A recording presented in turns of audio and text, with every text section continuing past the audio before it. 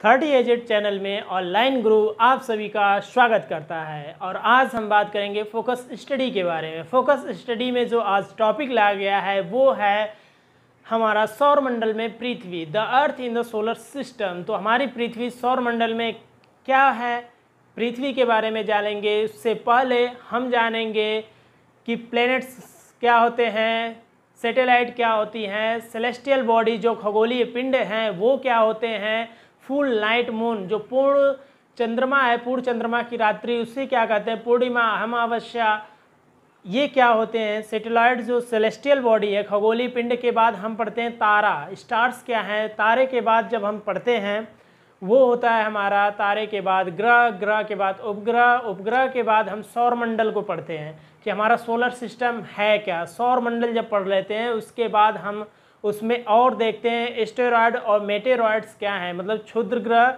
और उसी को बोलते हैं एक उल्का पिंड। उल्का पिंड को इंग्लिश में मेटेरॉयड्स बोलते हैं। तो ये क्या होते हैं उसी के बारे में पढ़ेंगे। और सबसे बड़ी चीज़ कि जो ब्रह्मांड है, यूनिवर्स है, उसके बारे में क्या है, उसकी परिभाषा क्या है, खगोल शास्त्री जो एस्ट्रोनॉमिकल होते हैं उनकी डिफिनीसन क्या है, मिल्क वे क्या है, उन्हीं के बारे में इस चैप्टर में, इस टॉपिक में हम बात करेंगे। तो चलिए चलते हैं, शुरू करते हैं इस सेशन को। तो हमारा जो चैप्टर है या टॉपिक है वो सौर मंडल में पृथ्वी। तो इसमें सबसे पहले हम जो है बेसिक चीज़ जानेंगे वो है हमारा कि चंद्रमा जो पूर्णिमा और अमावस्या के बाद हम आते हैं खगोलीय पिंड के, मतलब बहुत ही छोटी चीज़ों पे चलते हैं। तो इसमें हम जो पढ़ेंगे तो आपको ये एक चीज़ दिख रहा होगा यहाँ पे रखा हुआ, ये एक ग्लोब है। ग्लोब में मतलब हम इसको पूरी पृथ्वी ही मान सकते हैं, ये एक अर्थ है जिसको ग्लोब भी बोल सकते हैं। और इसमें हमारा देखेंगे इसकी पोजीशन क्या है, यूनिवर्स में क्या है, इसमें क्या है कि ये सोलर सिस्टम में क्या है। तो इसके बारे में ही पढ़ेंगे, इसलिए इसको हटा रहे हैं क्योंकि यहाँ पे थोड़ा सा आ रहा होगा, स्पेस कम है, इस वजह से इनको हटा रहे हैं साइड में। इनके बारे में भी नेक्स्ट जो लेक्चर आएगा इन्हीं पे पूरा टोटली डिपेंडेंट रहेगा, इस ग्लोब पे ही। पूर्ण चंद्रमा वाली रात, या इसी को हम लोग बोलते हैं पूर्णिमा। पूर्णिमा को इंग्लिश में पूर्णिमा ही बोलते हैं, पूर्ण चंद्रमा वाली रात को फुल नाइट मून बोलते हैं इंग्लिश में।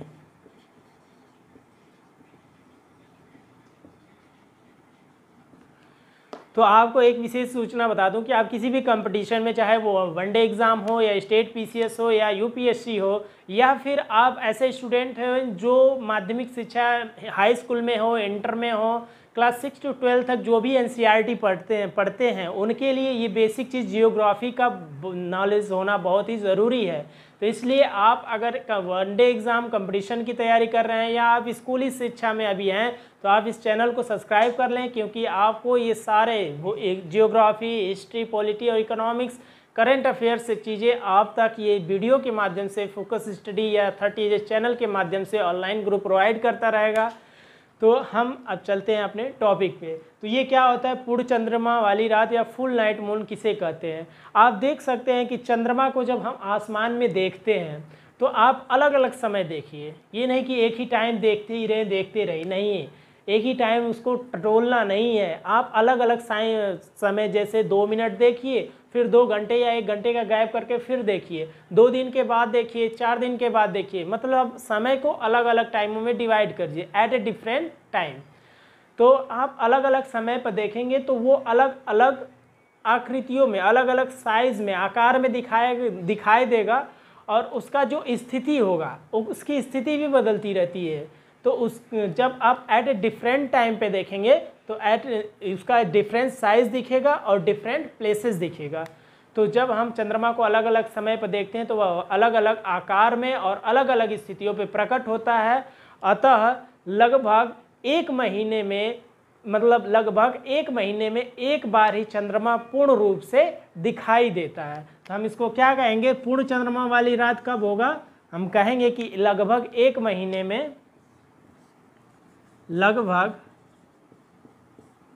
1 महीने में एक बार, लगभग 1 महीने में एक बार ही यह पूर्ण रूप से चंद्रमा दिखाई देता है, और उसी को हम बोलते हैं पूर्ण चंद्रमा वाली रात। पूर्ण रूप से दिखाई देगा, इसी को क्या बोलेंगे, पूर्णिमा भी बोलेंगे। पूर्णिमा। इसी को इंग्लिश में भी यही लिखेंगे, पूर्णिमा ही लिखेंगे।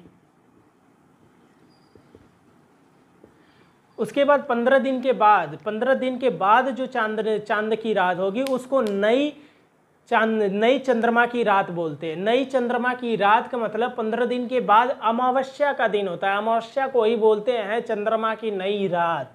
तो 15 दिन के बाद हम क्या देखते हैं? 15 दिन के बाद 15 दिन के बाद हम चंद्रमा की नई रात को देखते हैं और उसी को कहते हैं अमावस्या। अमावस्या। तो ये हो गया हमारा चंद्रमा के बारे में। अब हम आते हैं जिस टॉपिक पे, वो टॉपिक है खगोलीय पिंड क्या होते हैं। क्योंकि भाई ये पूरा ब्रह्मांड है, ब्रह्मांड यूनिवर्स में बहुत सारे ये पिंड ही तो हैं। जो हमारा ग्रह है वो पत्थरों से बना है और जो तारे हैं वो गैस से और तरल पदार्थों से बने हैं। तो इस वजह से ये पिंड जो होते हैं उन्हीं को खगोलीय पिंड किन्हें कहते हैं? इंग्लिश में बोलते हैं सेलेस्टियल बॉडी। तो इसको देखते हैं, इसको रफ करते हैं, इसके बाद हम पढ़ते हैं अब सेलेस्टियल बॉडी, खगोलीय पिंड। खगोलीय पिंड के बारे में, इसको बोलते हैं सेलेस्टियल बॉडी। सेलेस्टियल बॉडी क्या होता है? हम अक्सर देखते हैं रात में आप अपने घर के छत पे खड़े हो जाइए और आसमान में देखिए। आसमान में जब देखेंगे तो आपको चमकते हुए तारे दिखेंगे।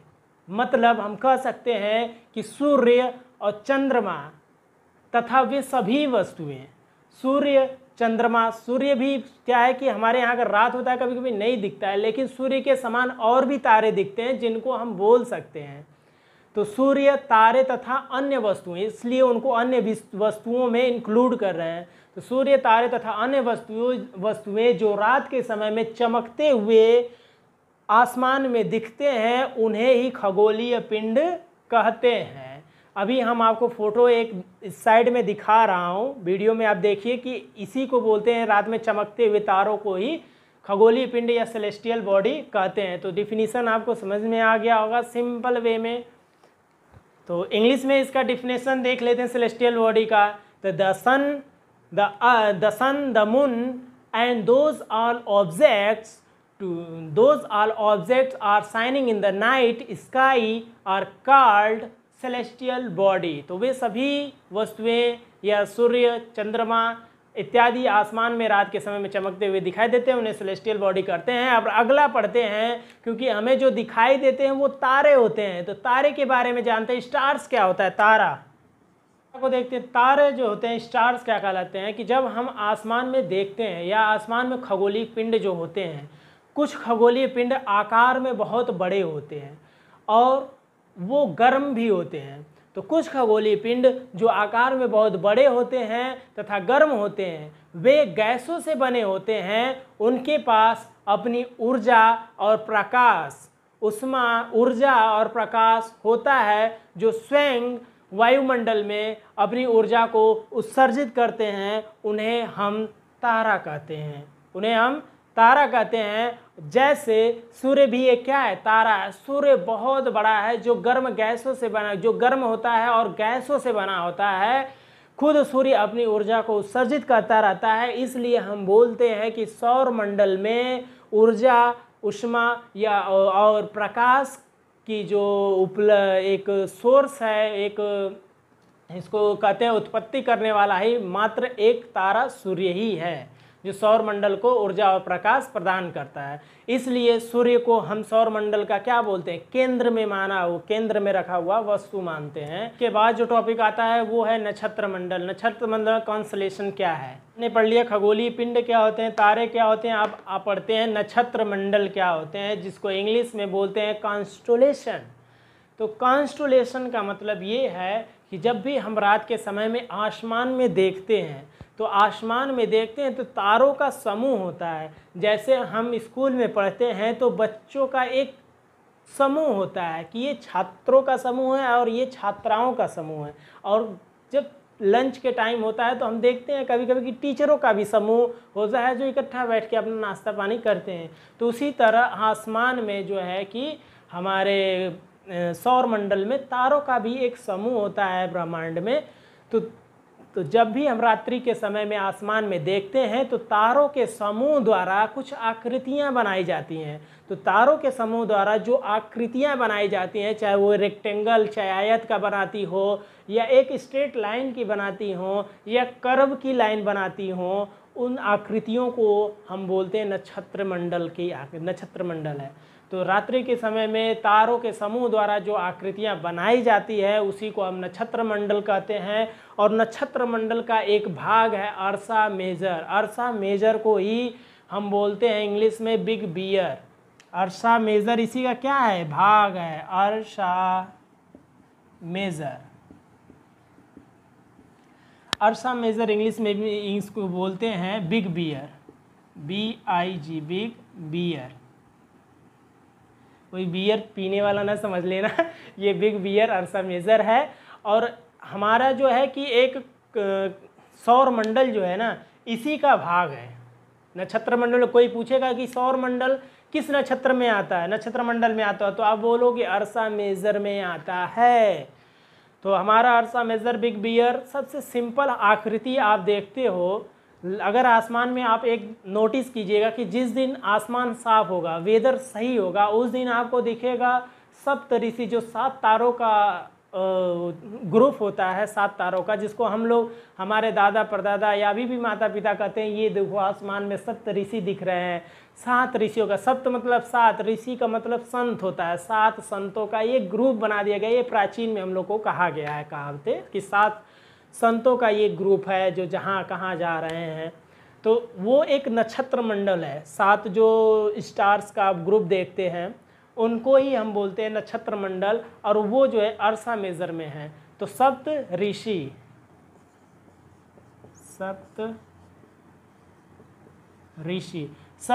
क्या बोलते हैं, नक्षत्र मंडल का ही एक परिभाषा को बताता है, क्योंकि यह आसानी से दिख जाता है और आसानी से इसकी आकृति को हम क्या पहचान सकते हैं। तो इसका सिंपल में इसका डिफिनीशन कैसे दे सकते हैं कि रात्रि के समय में, हम रात में ही देखेंगे भाई, दिन में तो दिखता नहीं है कुछ, तो रात्रि के समय में आसमान में तारों के समूहों द्वारा बनाई गई विभिन्न आकृतियों को ही हम बोलते हैं नक्षत्र मंडल। नक्षत्र मंडल में ही आता है, उसका एक भाग है अर्सा मेजर।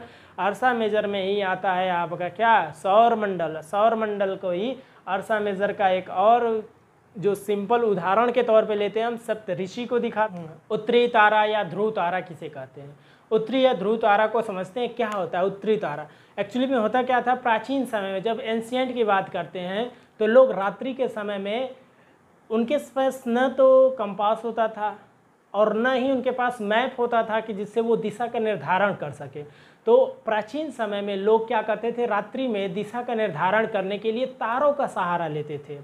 तारों का कैसे सहारा लेते थे उनको हम समझते हैं। तो इसी के लिए हम उत्तरी तारा या ध्रुव तारा किसे कहते हैं, तो उत्तरी तारा या नॉर्थ स्टार बोलते हैं। उत्तरी तारा या इसी को नॉर्थ स्टार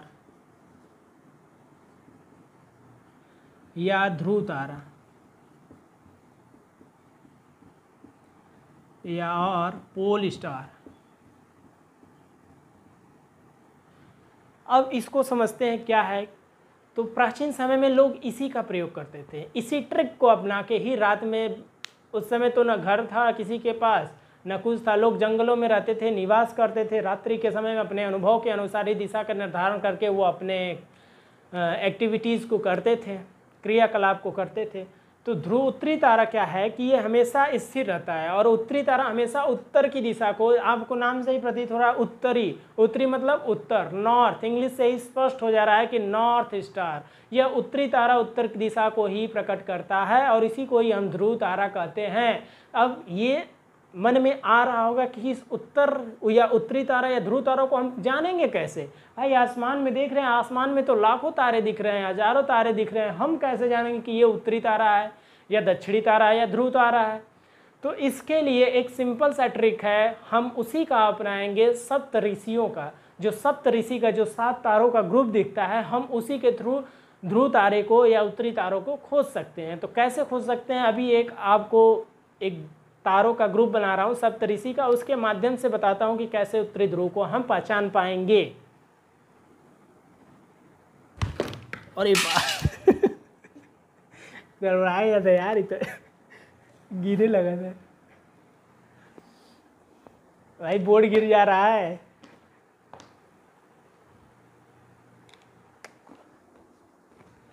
यार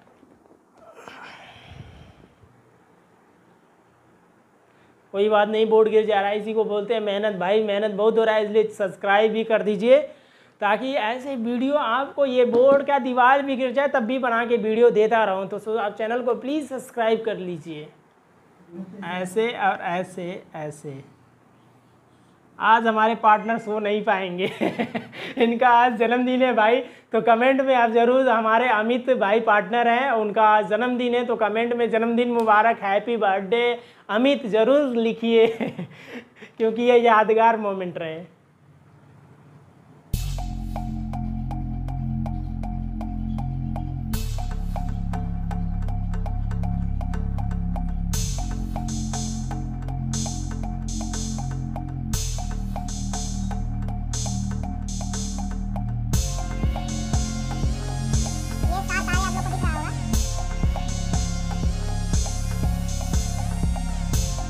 तो ये 7 तारे, 1 2 3 4 5 6 7 आसमान में कहीं ना कहीं यही सेम आकृति आपको देखने में मिलता है। और मैं फ़ोटो भी साइड में लगा दे रहा हूँ सप्तऋषि का, आप देख सकते हैं। और ये मैं तारे आसमान में रैंडमली बना दिया हूँ, ये 3 ही बनाया हूँ, बहुत तारे स्टार होते हैं आसमान में।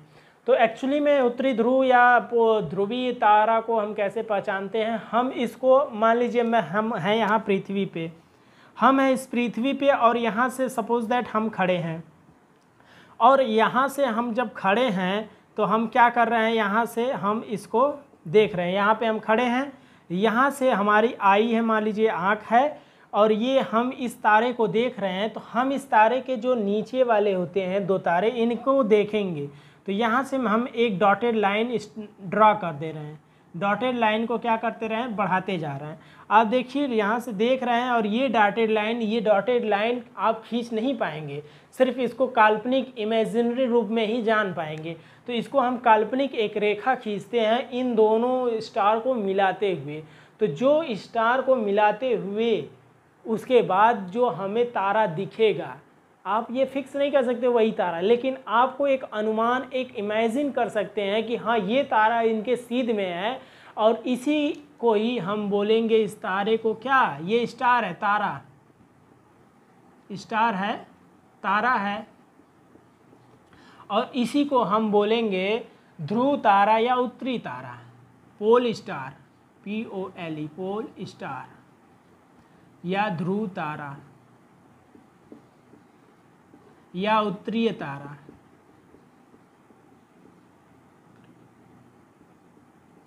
और ये जो लाइन है इसको इमेजिनरी लाइन बोलेंगे, क्या बोलेंगे, इमेजिनरी लाइन, काल्पनिक रेखा, काल्पनिक रेखा या imaginary line, GINARY, imaginary line. और यहाँ पे हम क्या है, ये अर्थ है, पृथ्वी है, और यहाँ पे हम खड़े हैं, मतलब पीपुल, कोई ना कोई पीपुल होगा, यहाँ आप खड़े हैं, यहाँ से इन तारों के सीधाई में एक मिलाते हुए इमेजिनरी रेखा को देखते हैं, तो कोई ना कोई सिमिलर तारा दिखता है, और वही होता है हमारा ध्रुव तारा या उत्तरी तारा, या इसी को हम बोलेंगे कि ये हमारा उत्तर दिशा है। तो प्राचीन काल में लोग इसी ट्रिक का उपयोग करते थे, इसी विधि का उपयोग करके वो दिशा का निर्धारण रात्रि समय में करते थे। और आज के समय में तो आपके पास कंपास हो चुका है, आपके पास मानचित्र हो चुका है, आप सूर्य को भी देखकर दिशा का निर्धारण करते हैं, आप स्थान पे भी, रेलवे स्टेशन या बस अड्डा या स्थानों पे भी लिखा रहता है कि ये दिशाएं हैं।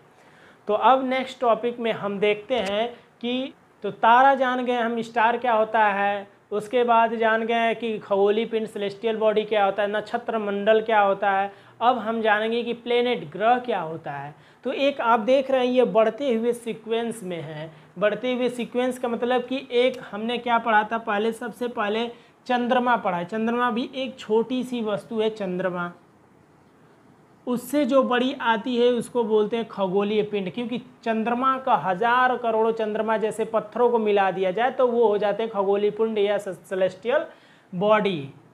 उसके बाद जब सेलेस्टियल बॉडी को मिला देते हैं तो उसी में हम क्या होता है, उनके एक ग्रुप, एक आकृति बनता है, उसको बोलते हैं नक्षत्र मंडल।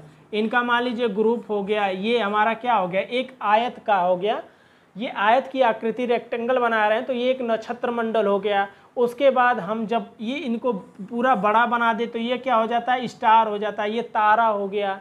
अब तारे के बाद हमने पढ़ लिया कि उत्तरी ध्रुव या उत्तर दिशा का कैसे निर्धारण करते हैं।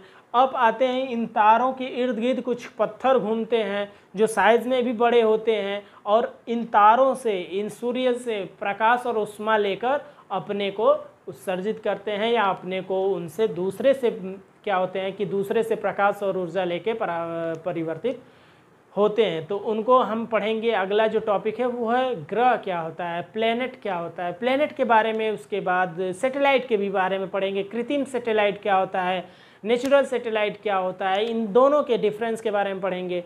और आगे हम जो है कि एस्टेरॉइड्स, क्षुद्रग्रह क्या होते हैं, फिर नेक्स्ट उसी में मेटेरॉइड्स, उल्कापिंड क्या हैं, तो इनको भी पढ़ेंगे। उससे भी पहले हम पढ़ेंगे एक सीक्वेंस क्या होता है, कि जो ग्रह हैं, 8 ग्रह हैं, पहले 9 ग्रह थे, अब 8 ग्रह हो गए। आखिर क्या रीज़न था कि एक ग्रह को एलिमिनेट कर दिया गया, एक ग्रह को निकाल दिया गया इस सीक्वेंस से, सौर मंडल से। तो सौर मंडल में एक सूर्य होता है और 8 ग्रह होते हैं। उनके नाम को हम एक ट्रिक के माध्यम से जानेंगे।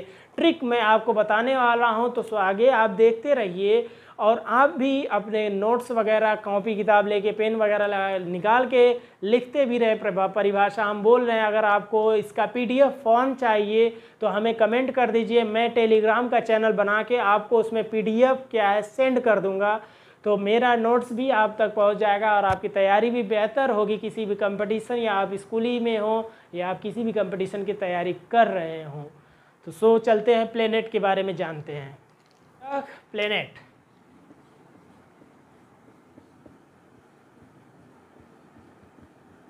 तो ग्रह की परिभाषा जो है, या ग्रह को हम 2 तरह से डिफाइन कर सकते हैं, 2 प्रकार से हम इसको परिभाषित कर सकते हैं। एक जो होगा वो होगा, हम ये कह सकते हैं कि ग्रह वो हैं जो सूर्य के चारों ओर चक्कर लगाते हैं। दूसरा तो, पहला तो ये हो गया सूर्य के चारों तरफ चक्कर लगाने वाले क्या कहते हैं, पत्थरों को ये हम ग्रह कह सकते हैं, पत्थर बोल सकते हैं या वस्तु बोल सकते हैं। दूसरा हम क्या कह सकते हैं, ऊष्मा और प्रकाश से रिलेटेड एक परिभाषा दे सकते हैं, कि मतलब वे खगोलीय पिंड, वे सेलेस्टियल बॉडी, खगोलीय पिंड जो दूसरे तारों की सहायता से प्रकाश या ऊष्मा ग्रहण करते हैं, उनको हम ग्रह कहते हैं। वे खगोलीय पिंड जिनका खुद का अपना प्रकाश या ऊष्मा नहीं होता है, वो दूसरे तारों से ऊष्मा या प्रकाश ग्रहण करके उत्सर्जित होते हैं या प्रतीत होते हैं, उन्हीं को हम बोलते हैं ग्रह।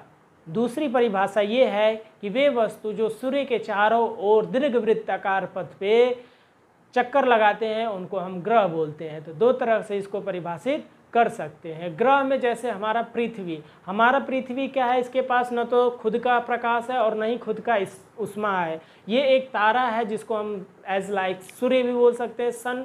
तो सूर्य से प्रकाश ग्रहण करता है और उसी से ऊष्मा भी लेता है। तो हम अगर पृथ्वी को चंद्रमा से जाके देखें तो ये एक चमकता हुआ प्रतीत होगा, पृथ्वी चमकता हुआ दिखेगा। तो इसको भी हम क्या बोल सकते हैं, पृथ्वी को भी, कि एक ग्रह है। तो ऐसे हमारे सौर मंडल में कितने हैं, 8 ग्रह हैं। तो ये हो गया ग्रह की परिभाषा। तो 2 प्रकार से दे सकते हैं, एक ऊष्मा प्रकाश एवं ऊष्मा से संबंधित, हीट एंड लाइट या लाइट एंड हीट रिलेटेड। ये क्या होगा, दूसरे तारों से लेंगे, उनको ग्रह बोलेंगे। दूसरा परिभाषा क्या होगा, वे वस्तु या वे खगोलीय पिंड, वे सेलेस्टियल, दोज सेलेस्टियल बॉडी।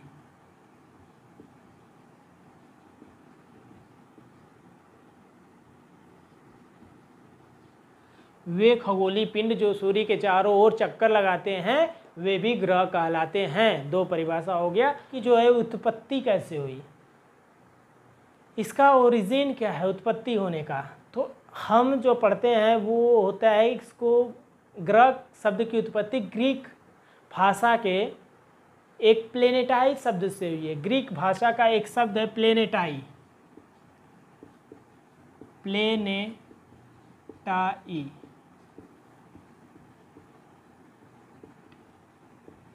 तो प्लेनेटाई शब्द से हुई है, जिसका अर्थ होता है, इसका अर्थ क्या होता है, इसका अर्थ परिभ्रमक होता है, जिसको इंग्लिश में वॉन्डर्स बोलते हैं। परिभ्रमक, परिभ्रमक, जिसको इंग्लिश में वॉन्डर्स, WANDERS, इंग्लिश में वॉन्डर्स बोलते हैं, इसको परिभ्रमक भी बोलते हैं ग्रीक भाषा में। जबकि इसके हिंदी में अर्थ बोले तो इसका मतलब होता है, परिभ्रमक का मतलब कि चारों ओर घूमने वाला, चारों ओर घूमने वाला। जैसे एग्जाम्पल देते हैं कि एक लड़का लड़की के पीछे चारों तरफ घूमता रहता है, उसको हम वॉन्डर्स बॉय बोल सकते हैं या वॉन्डर्स लवर बोल सकते हैं।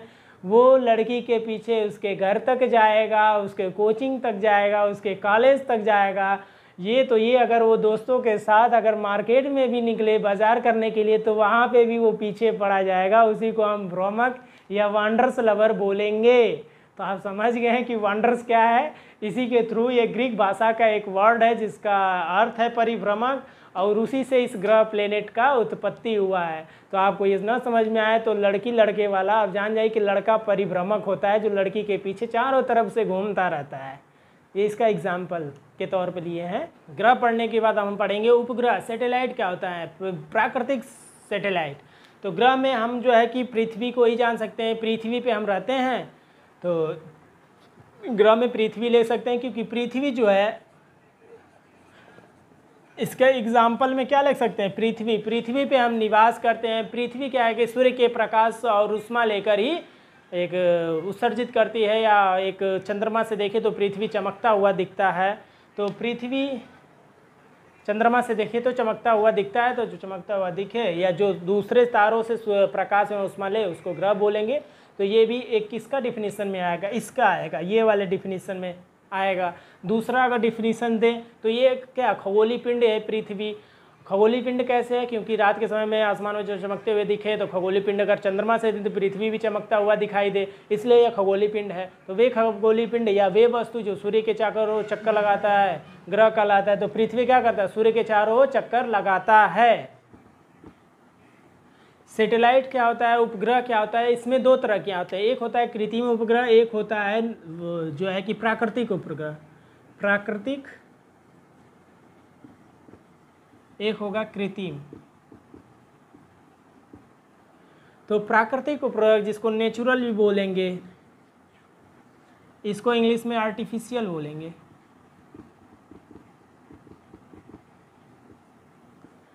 तो प्राकृतिक उपग्रह मतलब वे उपग्रह जो ग्रह के चारों ओर चक्कर लगाते हैं उन्हें हम बोलते हैं उपग्रह। मतलब जैसे प्राकृतिक उपग्रह में क्या लेंगे, चंद्रमा। चंद्रमा किसका चक्कर लगाता है, पृथ्वी का। पृथ्वी क्या एक ग्रह है, तो वे वस्तु जो ग्रह का चारों ओर चक्कर लगाता है उनको बोलते हैं उपग्रह। और ये हमारा जैसे एग्जाम्पल लेते हैं चंद्रमा। चंद्रमा पृथ्वी के चारों ओर चक्कर लगाता है, इसलिए हम चंद्रमा का उपग्रह बोलते हैं। और ये हमारा प्राकृतिक उपग्रह है, जिसी प्राकृतिक उपग्रह की कैटेगरी में आता है, क्योंकि चंद्रमा को हम नहीं बनाए हैं, वो एक प्राकृतिक रूप से बना हुआ है। कृत्रिम उपग्रह क्या होता है, कृत्रिम उपग्रह मतलब कि वैज्ञानिकों द्वारा बनाया जाता है और इसे रॉकेट के माध्यम से पृथ्वी की कक्षा में, ग्रह की कक्षा में ले जाके स्थापित किया जाता है। तो कृत्रिम उपग्रह जो है कृत्रिम उपग्रह ये एक वस्तु होता है जो पत्थरों से नहीं बना होता है, लेकिन एक पत्थर कह सकते हैं कि रूप के होता है, जो वैज्ञानिकों द्वारा बनाया जाता है और ऐसे रॉकेट द्वारा ले जाकर पृथ्वी के कक्ष में स्थापित किया जाता है। तो ये ह्यूमन मेड होता है और ये विदाउट ह्यूमन मेड मतलब नेचुरल मेड होता है, जो कि खुद प्राकृतिक द्वारा बनाया जाता है, ये वैज्ञानिकों द्वारा बनाया जाता है। तो ये हमारा हो गया उपग्रह। उपग्रह की परिभाषा कि जो ग्रह का चक्कर लगा है उसको उपग्रह। और ग्रह वीडियो क्या है कि आज लंबा हो जाएगा, बड़ा हो जाएगा, इस वजह से इसके कुछ टॉपिक रह गए हैं, जैसे सौर मंडल जो सोलर सिस्टम है वो रह चुका है। सोलर सिस्टम में जो 8 ग्रह हैं और जो एस्ट्रॉयड, मेटेस्ट्रॉयड और स्काई मिल्क जो आकाशगंगा, क्षुद्र और उल्का पिंड, वो अगले इसी का पार्ट 2 आएगा। तो पार्ट 2 में आप देख लीजिएगा। तो चैनल पे बने रहिए और वो आपके क्या है कि आप चैनल को सब्सक्राइब कर लीजिए और एक 3 डॉट आ रहा है, मतलब बेल घंटी जैसा आ रहा होगा, उसके बेल आइकन को दबा लीजिएगा ताकि नोटिफिकेशन सेकेंड पार्ट का तुरंत आप तक पहुंच जाए। तो thank you watching for my video and subscribe my YouTube channel, share every your friends.